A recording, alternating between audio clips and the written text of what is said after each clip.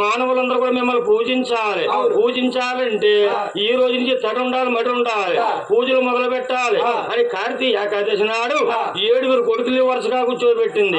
తల్లి పూజ చేస్తుంది. జ్ఞానపంగాన్ని ఆలోచించాడు. ఏమని?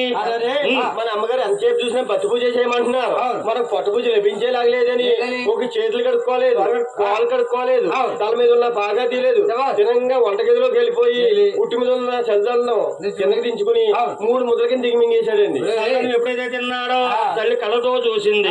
నేను ఉపవాసం పెట్టాను, తింటావా, నా గర్భవసాన్ని పుట్టినా కాని పెరిగినా కాని వంశంలో ఉండ తగ్గవాడు కాదు. 4 దిశలా పార చూసి యానం అనే ప్రాంతీయ దేశం ఆ రోజు నుంచి ఈ రోజు వరకు కూడా నిలిచి పుట్టాడు యాన పెంకన్న. అయితే నాయన దొంగసాడుగా చల్లదనం తిన్నాడు కాబట్టి మన యానం ఎత్తు ఎలా జరిగిద్ది అయ్యా?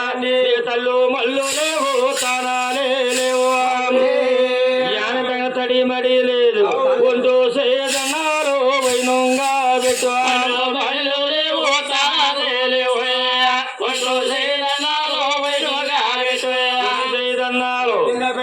ఎవరు బాబు? అగ్నికుల జంతుకులు అంటారు. జంతుకులు శకడిలు కాదు, వాళ్ళే అగ్నికుల క్షత్రియులు, వాళ్ళే మరకాళ్ళు అంటాము, వాళ్ళే పల్లెలు అంటారు. స్వామికి ఎలా దండం పెడతారు వాళ్ళు? యానపెంకం గుర్తినంగా వస్తారండి. ఒక చేతిలో బుట్ట ఉంటుంది, భుజాన్ని వల ఉంటుంది. యానపెంకం గుర్తినంగా వచ్చి ఓ యానపెంక రమణ, మా బుట్టలో ఉన్న చేపలన్నీ అమ్ముడిపోయి 505 రూపాయలు మాకు వచ్చినాయి అనుకో, 500 మేము తీసుకుంటాం, 5 రూపాయలు నీ ఉండి వేస్తామని చెప్పి ఈ ఒంటి చేతితో దండం పెట్టుకుంటారని యానపెంకానికి. అదే నాయన ఒంటి చేదన్నాలంటే వాళ్ళు పెట్టినవి కాదు. మన దేశాన్ని మరి బ్రిటిష్ వాళ్ళు పరిపాలన చేసినప్పుడు ఆ బ్రిటిష్ వాళ్ళు పట్టుకొచ్చారు ఒంటి చేతితో దండాలు. వాళ్ళు ఒక చేతితో దండం పెడతారు. ఈ మధ్యలో ఆయన వచ్చింది భగవంతుడు కొల్లెర చేశాడు, కరోనా వచ్చింది, అంటుకుంటే ముట్టుకుంటాదని సెకండ్లు ఎత్త మర్చిపోయారు. అప్పుడు నుంచి దండం పెడతాం మొదలు పెట్టారు. మన హిందూ సాంప్రదాయం ప్రకారంగా 2 చేతులతో దండం పెట్టాలి. గోవిందా అక్కడికి 5 అన్నదమ్ములు జన్మించారు. ఆరోగరమునందు ఎవరో జనమాలు, వాడా పిల్లల కన్నా స్వామి జనమాలు, ఎవరో జనమాలు, వాడా పిల్లల కన్నా స్వామి జనమాలు. గర్భాన్నైనా వరుస తిరిగి వచ్చాడు. వాడపల్లి అంటే ఎక్కడ ఉంది ఆయన? రాలి రావులపాలు ఓబలంక చేరుపులో ఉందండి చిన్నవాడపల్లి.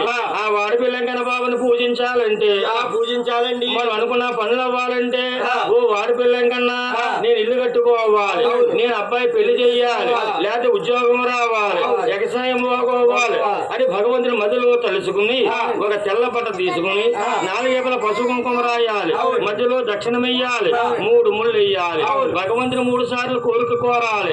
పెళ్ళంటే ఇల్లంటే ఉద్యోగం అంటే అలాగనైనా ఏ కోరికన తీరుస్తాడు వాడి పిల్లంకన్నా. 7 శనివారాల దేవుడు అని చాలా దూరం పేరు పడ్డాది. మన గుళ్ళో వెంకన్న బాబు ఎలా ఉంటాడయ్యా? ఒక రాజ విగ్రహం ఉంటుంది, పాలరాజ విగ్రహం ఉంటుంది. వాడి పిల్లలో వెంకన్న బాబు అండి ఎవరో నిర్మించలేదండి, గోదావరిలో కొట్టుకొచ్చాడు.